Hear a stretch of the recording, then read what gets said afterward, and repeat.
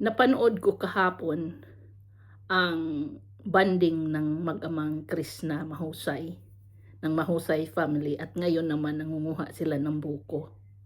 Alam mo, naiinggit ako, naiiyak ako, dahil naalala ko yung papa ko.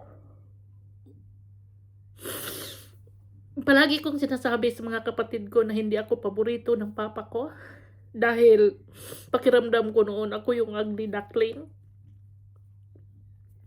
Pero pag nagbanding kami ni papa, kami yung ang dami naming tawanan, ang dami kong pasiaw sa kanya. Kahit boyfriend ko, ikikwento ko sa kanya. Kaya hindi nga ako nakapag-asawa ng maaga dahil kinikwento ko lahat yan na kaya walang date-date, wala ganyan. Tapos naalala ko pa yung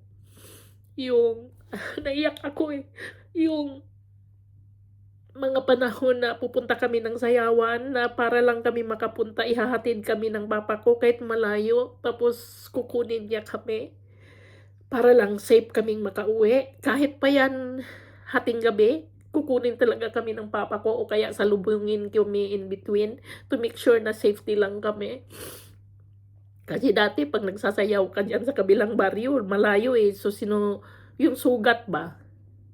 Tapos, yun nga, naalala ko si Krishna. Nakita ko si Krishna pala, na sa puso ko, sabi ko, sana i-treasure niya. Sana i-treasure niya yung mga panahon na meron siya sa papa niya. Kasi, pag nawala na yan sila, doon mo maalala lahat Napakaganda lang talaga ng banding nila. Nakakainggit na bihira mo yan makita sa mga bata ngayon dahil ang mga bata ngayon lulong sa gadgets. Yung anak ko nga, pag uwi ko, hindi ko yan makausap dahil nandyan lang sa kwarto niya, nagkukulong, nag-uusap sa mga friends niya. Mas may panahon pa siya sa mga kaibigan niya kaysa akin. Kaya si Krishna ang swerte ng magulang niya. Tapos ang bait na bata dahil binibigyan talaga niya ng panahon yung magulang niya para makasama niya kahit sa video, makasama niya kung saan. Yung pagbabanding nilang kahapon nagtatabas ng damo, alam ninyo, mahirap na gawain yun pero kinaya-kaya ni Krishna yung kasama yung tawanan para maibsan yung pagod. At hindi mo na lang namalayan, malaki na pala nagawa mo. Sa tawa mo ng tawa. Pero ang enjoy lang nilang tingnan dahil yung papa din naman niya is very, yung game na game yung papa niya. Kaya, sana makita ko kayo. Naalala ko lang talaga ang tatay ko na kabanding ko nung araw, kahit sabihin ko pang hindi niya ako paboritong anak dahil ako palagi ang nakikita niya sa mga mali, yung mga ganon, alam mo yun. Pero ako naman ang kabanding niya pagka may ginagawa kami, tapos kung nanonood kami ng mga yung napunta kami ng sayawan, ginusundo kami, tapos pagka yung sa, ganyan naman sa bukirin, sa amin kasi flat lang yun, tapos maisan, parang parusa sa amin yun pagka inuutusan na kaming magtanim ng mais o magdamo doon sa maisan, parang parusa sa amin yun. Pero pagka nagawa naman namin yung pinagawa niya, masayang masaya siya. Tapos yun nga lang, naiinggit lang ako kay Krishna kasi buhay pa yung tatay niya na pwede pa niyang ikabanding. Kaya Krishna, ako nakikinig ka. Mahalin mo talaga yung tatay mo. Ba't ako naiiyak?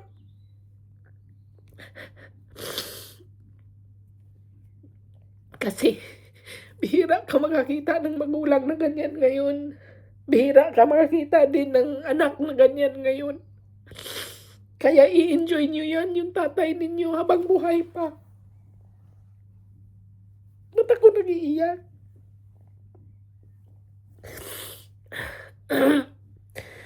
Kaya sana,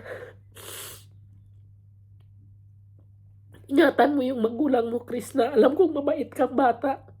Pero yung ginawa niyo ngayon, maalala mo yan, kung darating ang araw na wala na sila, magiging treasure mo yun.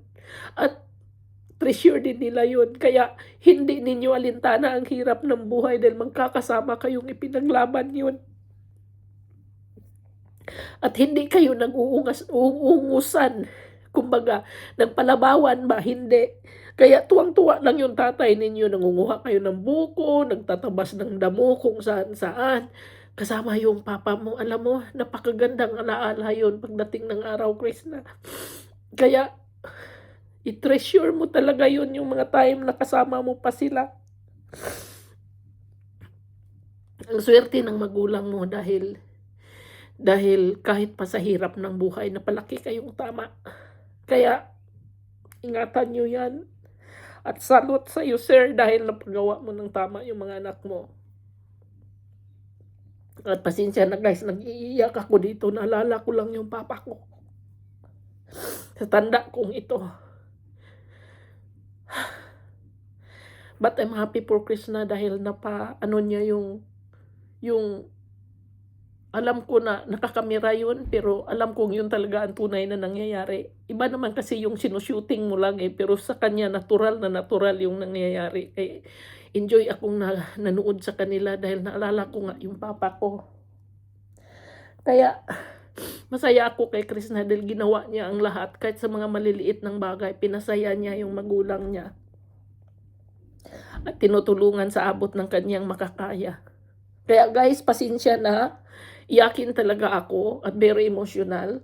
At kahapon pa, tapos kahapon ko pa nakita, ayaw ko sanang mag-react, tapos nakita ko na naman yung nangunguha sila ng buko. Alam ninyo, talagang hindi. Sabi ko, naalala ko lang talaga yung papa ko true sa mga niya. Kaya I'm happy for Krishna talaga na binigyan niya ng pansin ang lahat ng yan.